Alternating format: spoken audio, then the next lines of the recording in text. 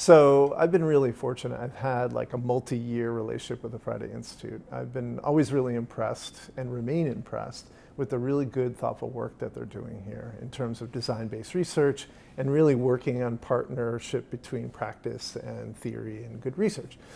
And so what brought me here today, we've been working on this idea about research practice partnerships for a while, as has the Friday Institute.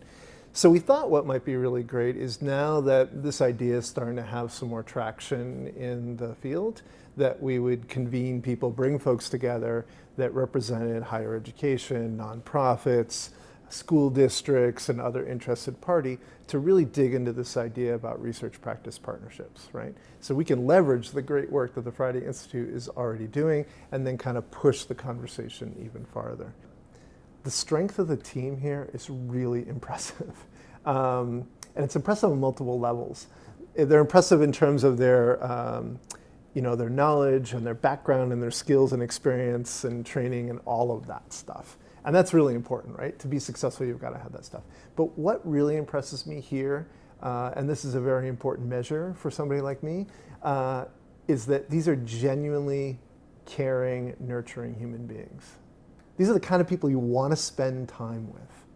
So it isn't just that they have the brain, they have the heart, and to round out the Wizard of Oz message, they also have the courage to do the work, right?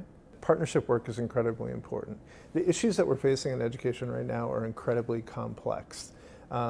They are seemingly intractable, like we're not making good progress. And I think part of that is because for a long time we worked in isolation, right? So either K-12 has worked in isolation, or higher education has worked in isolation, or maybe these nonprofits have worked in isolation. Every once in a while we bump into each other and we do what I would call parallel play. So we're sort of working in the same sandbox but actually not collaborating, intersecting together. So because we're in such complex times and we really have, I think people are demanding solutions to social justice issues such as education, that we demand solutions around that we've got to take a completely different approach. And that completely different approach requires us to break down these long-held boundaries that have kept us apart, right? And so what the Friday Institute's been really good at doing is thinking about how do we bridge these different areas? How do we bring the very best of what we know from practice, but connect it deeply to good empirical study and good theory? And it's the intersection of those two pieces, an area I call Pasteur's quadrant, which has very high empirical work coupled with making a difference in the world. It's that intersection, I think, is the magic sauce of the work that we have to do. So I think we have to start from that standpoint for research practice partnerships. We've got to agree that it's about using good science and connecting it to the work that's happening in the field to actually make a difference. And so what's critical about that is to have multiple voices, right? In education, for a long time, we have really focused on the human capital element of the work. And so by human capital, what I mean is the sort of knowledge and professional development and training that has to take place in education. And that's really critical and really important.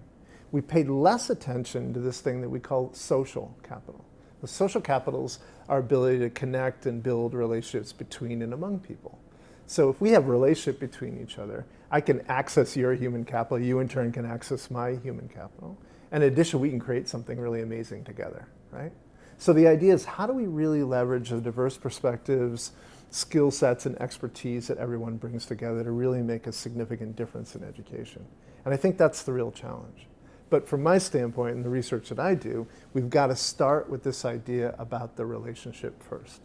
And I think the Friday Institute understands that in a very deep way. These folks are relationally oriented. They understand the importance of training and professional development. You do a lot of it here in the Institute. They also recognize that without trust, connections between people, and what I've been arguing around vulnerability, our ability to be vulnerable with each other, it's going to be hard to make that next step forward. And so for me, the work in the partnership is sort of doing a background-foreground switch. So in education, we've foregrounded the human capital, education, training, experience, and we've background the social capital sets of relationships, right? We just assume they're there, they'll be okay.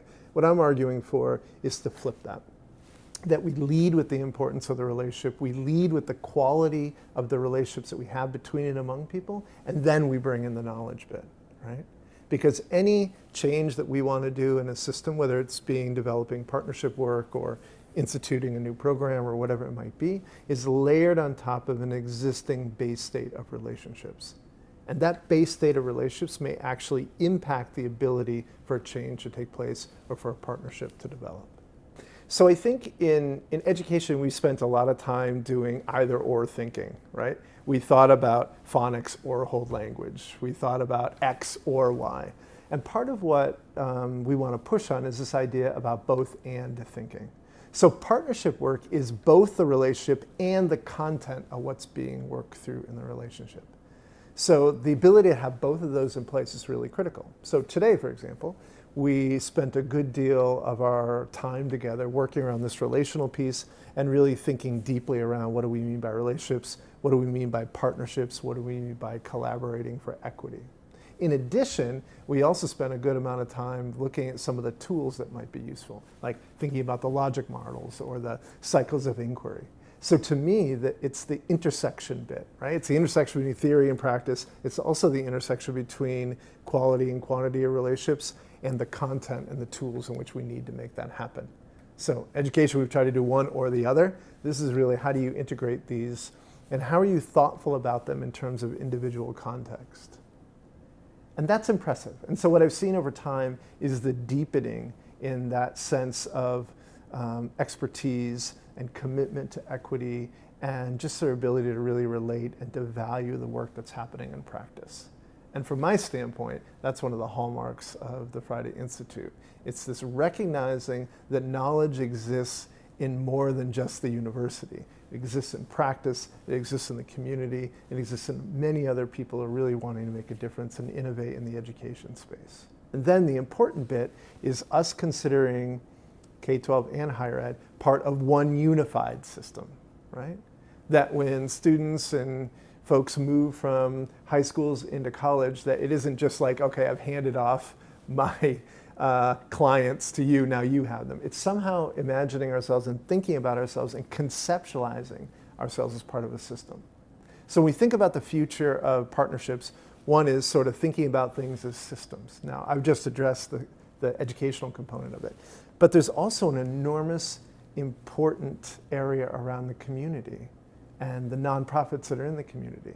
You see, for far too long, we've thought about communities as being deficit, requiring us to give them the information and help build them up. But in fact, there are funds of knowledge that reside in communities. There are assets. Communities are our assets. And the ability to connect those in meaningful ways to the work of educational improvement is really critical. So how do we think more deeply and more thoughtfully around making sure that communities are connected? So one, work on our internal systems. Secondly, conceptualize them as a system out and abroad.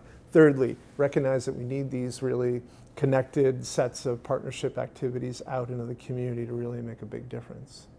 And then finally, to sort of tie it all together, I think I mentioned there were two things that really got in the way, right? One was isolation. I didn't mention the second. The second is fear. Fear is an incredibly corrosive substance. It can destroy relationships, it can destroy partnerships. And the antidote to fear, of course, right, is the ability for us to really connect together. Deep respect, high levels of trust, compassion, empathy, kindness, hope, inspiration. It's those ideas that are really going to help us turn the tide. And yet we spend so little time on them, or we categorize them as being soft skills. But in order to combat the fear that we see around us all over the place, not just in education, we need to reconnect with those ideas, reconnect with our own sense of humility and humanity. And that's going to be really important for us as we move forward, as we really look into the future of what partnership is.